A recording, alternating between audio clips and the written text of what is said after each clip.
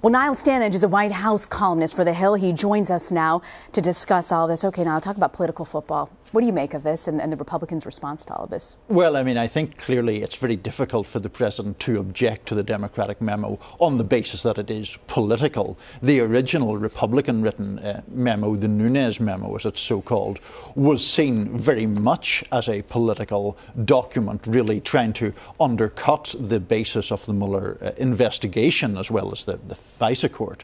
So to complain now about politicization is, I think, a little bit rich. The fact that the president has expressed his interest to release this memo, what do you make of that? Do you think he's feeling the pressure that the Democrats are trying to put on?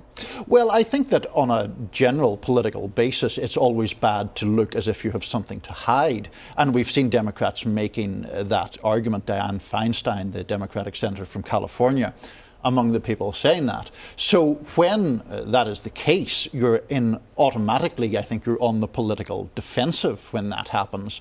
But it's not as if President Trump is very much bound by convention in these things. He can withstand pressure because he believes he can talk so strongly to his own base. And I think that's part of what's going on here. Speaking of talking to his base, there was another tweet that the president had on Saturday. I want to read this for you. President Trump wrote about Rob Porter, who had resigned after two of his ex-wives had claimed abuse. He writes, "People's lives are being shattered and destroyed by mere allegations. Some are true, some are false, some are old, some are new. There is no recovery for someone falsely accused. Life and career gone." Do you think that there is, he says here, is there no such thing any longer as due process? What do you make of the fact that the president continues to defend somebody who's had these serious allegations against him? It seems to me politically problematic. This is the second time that the president has focused on Mr. Porter and not really mentioned the allegations at all made by two ex-wives. Now, I can't pronounce guilt or innocence, but for the president to only seem to see this through the prism of his own staff, I think is a political problem. But it does show President Trump has this propensity to get himself involved in very hot-button issues. This was a thing that was not a controversy centred around him at the start, and he's very much inserted himself into it. Do you think the president's pushing back with the Me Too movement with these comments? Yeah, I think he is, and I think he's playing to a more socially conservative constituency that looks somewhat suspiciously at the Me Too movement, or at least believes that it has gone too far. Now, how that will work politically, I think, is open to question, but it is clearly a tweet that is primarily about Rob Porter, but is also casting scepticism on the broader movement. I want to shift gears and ask you about Chief of Staff Kelly there. He infamously once said that he is the person who controls the flow of information to the president.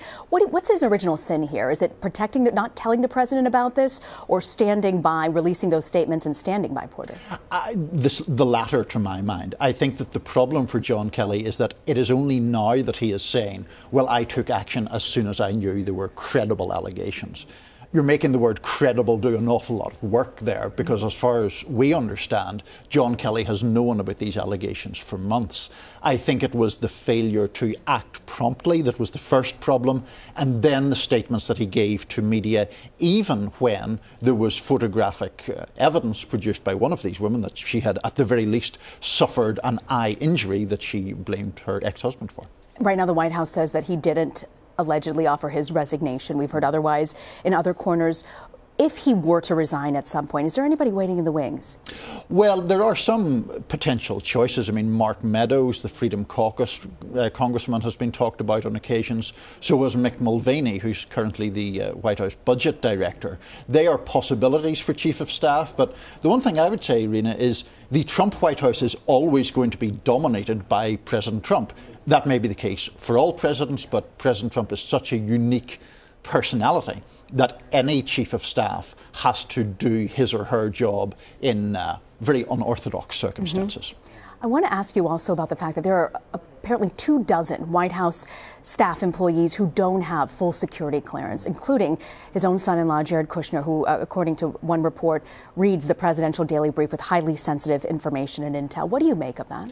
It seems, again, something that is troublesome. I think it's something that Democrats and Liberals have made a big issue about. It is quite fascinating that so many people do not have clearance, because to some extent, at least in the minds of Democrats, it goes back to the 2016 campaign. The whole issue of Hillary Clinton's emails was about protecting classified information to the extent possible. Now we have a situation where, as you point out, there are people who, according to some reports, are seen very classified or have access to classified information without the clearances that one would expect in that situation. That seems a disconnect, really. Niall Stanage, always great to have you on set, Niall. Nice to be here. And tomorrow.